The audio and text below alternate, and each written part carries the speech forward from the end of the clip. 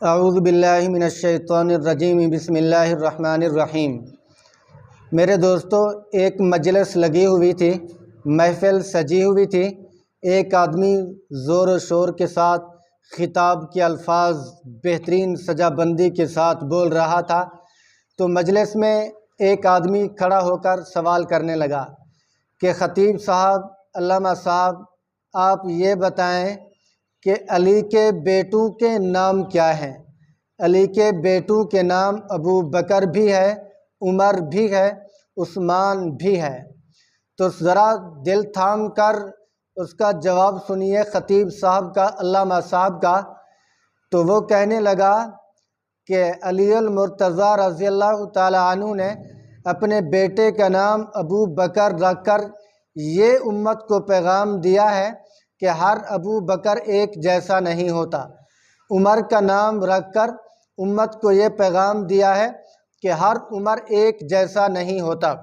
عثمان کا نام رکھ کر یہ پیغام دیا ہے کہ اے امت والو، اے لوگو، ہر عمر ایک جیسا نہیں ہوتا۔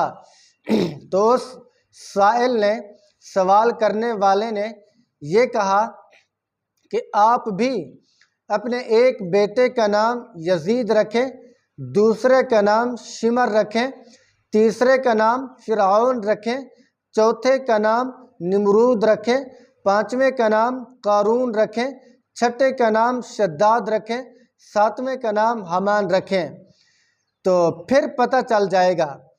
تو جب آپ یہ کہتے ہیں کہ علی المرتضیٰ نے اس نیت سے اپنے بیٹوں کے نام رکھے کہ ہر عمر ایک جیسا نہیں ہوتا، ہر ابو بکر، ہر عثمان ایک جیسا نہیں ہوتا، تو آپ بھی تو امت کو پیغام دینا، آپ بھی یہ کہیں کہ ہر فرعون ایک جیسا نہیں ہوتا، ہر نمرود ایک جیسا نہیں ہوتا، ہر قارون، شداد، شمر، یزید ایک جیسا نہیں ہوتا۔ آپ اپنے بیٹوں کے نام اس طرح کیوں نہیں رکھتے؟ تو جب یہ بات کہی تو مجلس آگ بگولا ہو گئی، تو خطیب صاحب لاجواب ہو گئے۔ میرے دوستو، دیکھیں، نام رکھنے سے کردار پر کوئی فرق نہیں پڑتا۔ منافقوں کے نام دیکھیں تو کتنے پیارے نام تھے۔ عبداللہ منافق کا نام تھا، عبداللہ بن ابی ابن سلول، یہ بھی منافق کا نام تھا، لیکن نام کتنا پیارا ہے۔ تو ادھر دیکھیے، یزید نام کے 14 صحابہ ہیں، 14، ٹھیک ہے۔ تو یہ یزید ابن معاویہ، یہ تو یہی تھا جو حضرت حسین کا قاتل ٹھہرا، حضرت حسین کا شہید کرنے والا ٹھہرا، لیکن باقی جو یزید نام کے صحابہ ہیں ان کو برا مت کہیے، ان کے نام پہ ہم نام رکھ سکتے ہیں، کیوں؟ وہ صحابی تھے، ان کا نام تھا نا۔ تو اسی لیے یزید نام رکھنا اس نیت سے کہ یزید صحابہ کا نام تھا، ٹھیک ہے، یہ جائز ہے، یہ ناجائز نہیں ہے۔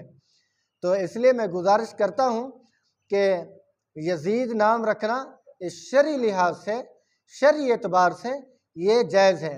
اگر کوئی کہے کہ یہ بھی جائز نہیں، یزید تو حضرت حسین کا قاتل تھا، حضرت حسین کا دشمن تھا، آل رسول کا غدار تھا، تو یہ نام کیسے ٹھیک ہوا؟ تو میں اس کو یہ کہتا ہوں کہ پھر عبداللہ نام بھی رکھنا جائز نہیں۔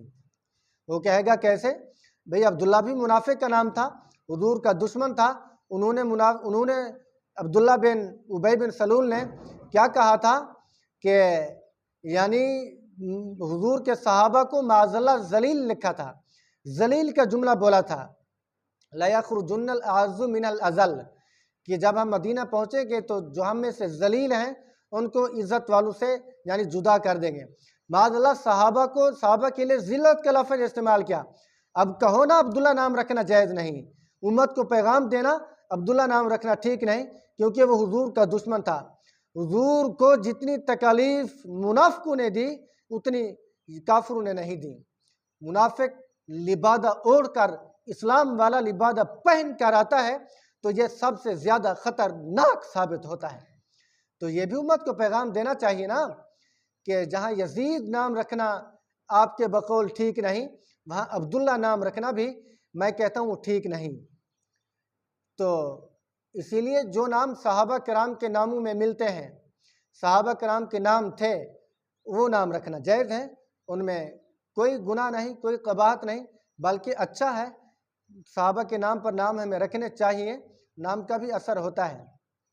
تو اگر کوئی یزید کا نام یعنی جو حضرت حسین کا قاتل ہے اسی کی نسبت سے رکھتا ہے پھر ہم بھی کہیں گے کہ جائز نہیں، لیکن اگر اس نیت سے رکھتا ہے کہ باقی 14 صحابہ تھے جو حضور کے تابع دار تھے، جو آل رسول کے دشمن نہیں تھے، ان کے نام پہ نام رکھنا جائز ہے۔ تو یہی بات آپ کو بتانی تھی کہ یزید نام رکھنا جائز ہے یا نہیں۔ یہ بنوری ٹاؤن کا بھی فتویٰ ہے کہ یزید نام رکھنا جائز ہے، گناہ نہیں ہے۔ اسی لیے یزید نام رکھنے سے کوئی یزید نہیں بن جاتا، فرعون نام رکھنے سے کوئی فرعون نہیں بن جاتا، قارون نام رکھنے سے کوئی قارون نہیں بن جاتا۔ یہ اپنے کردار کی بات ہوتی ہے، اپنے آپ کو سنبھالنا پڑتا ہے۔